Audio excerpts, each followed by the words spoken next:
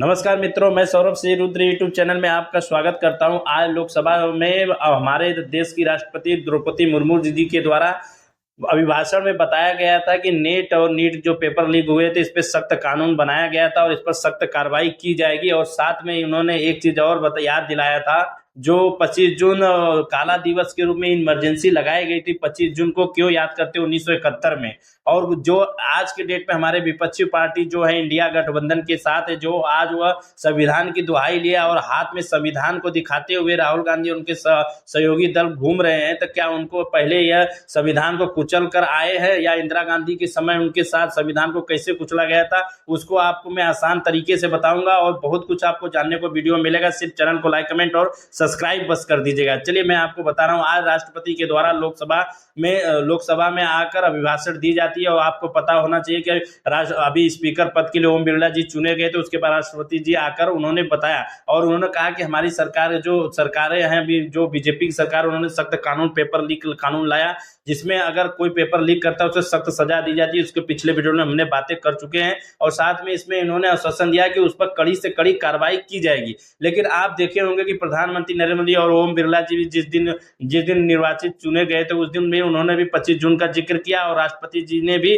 25 जून 1971 का जिक्र किया हुआ कि इमरजेंसी का दिन और काला दिवस के रूप में क्यों मनाया जाता है। मैं आपको आसान तरीके से समझाता हूं, समझिए। देखिए, आप थोड़ा सा ध्यान रखिए। देखिए क्या होता है कि 25 जून 1971 में जब इंदिरा गांधी, उस समय लोकसभा के 5वीं लोकसभा का चुनाव, अभी 18वीं लोकसभा है इस समय, उसमें 5वीं लोकसभा का चुनाव लड़ी थी रायबरेली से। रायबरेली में क्या हुआ था कि राजनारायण द्वारा, उनके विपक्षी, मतलब इनके जो विपक्ष में चुनाव लड़ रहे थे, राजनारायण द्वारा उन्होंने एक धांधली, जो वोट को धांधली करके जबरदस्ती, जो सरकारी अफसर है और वहां पर नौकरशाही, जितने भी सरकारी अफसरों का इस्तेमाल करके इंदिरा गांधी ने जबरदस्ती वो वहां की सीट जीत गई थी। उनका आरोप था राजनारायण द्वारा। उन्होंने हाई कोर्ट इलाहाबाद में जाकर अपील किया।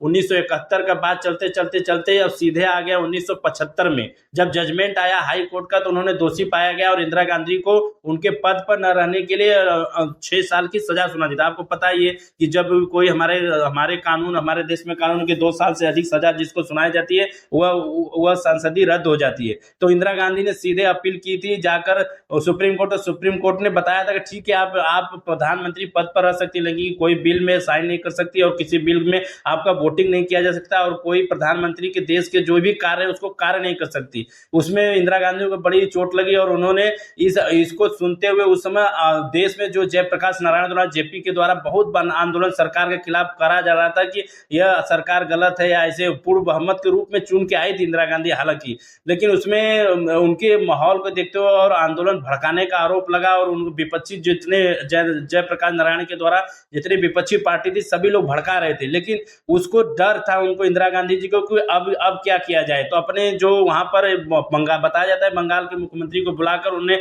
सलाह विमर्श की, और अपने जो पीए थे उनसे सलाह विमर्श करके उन्होंने बताया कि आपके पास एक है संविधान में आर्टिकल जो 352 है, जिससे इमरजेंसी लगा दिया जा सकता है। जो हमारे देश में अशांति फैलाया जा रहा है और हमारे खिलाफ जो विद्रोह कर रहे हैं उसके खिलाफ इमरजेंसी कानून लगाया जा सकता है। उन्होंने जाकर सीधे, उस समय की राष्ट्रपति थे फखरुद्दीन अली अहमद जी, उनको सीधे प्रस्ताव पारित, मतलब उनको पास जाकर सीधे लेटर भेजा गया और उन्होंने घोषणा करके इमरजेंसी चालू की। लेकिन पहले यह प्रक्रिया थी, प्रधानमंत्री सीधे राष्ट्रपति को देते थे बिना कैबिनेट के मंत्री के, बिना विचार विमर्श। लेकिन अब इसको संशोधन करके हटा दिया गया। ऐसे अब नहीं होता है। अभी अगर इमरजेंसी लगाना भी है तो पहली बात, अशांति, जो देश में अशांति हो उसके खिलाफ तो आप नहीं लगा सकते हो। इसमें यह दिखाना पड़ेगा जो सशस्त्र बल, मतलब जो बल और सशस्त्र बलों के द्वारा अगर अशांति फैला जा रहा है तब लगाया जा सकता है। उसमें सीधे राष्ट्रपति प्रधानमंत्री से बोलने से लग जाता, लेकिन अब ऐसा नहीं है। अभी तो क्या होता है कि राष्ट्रपति के सीधे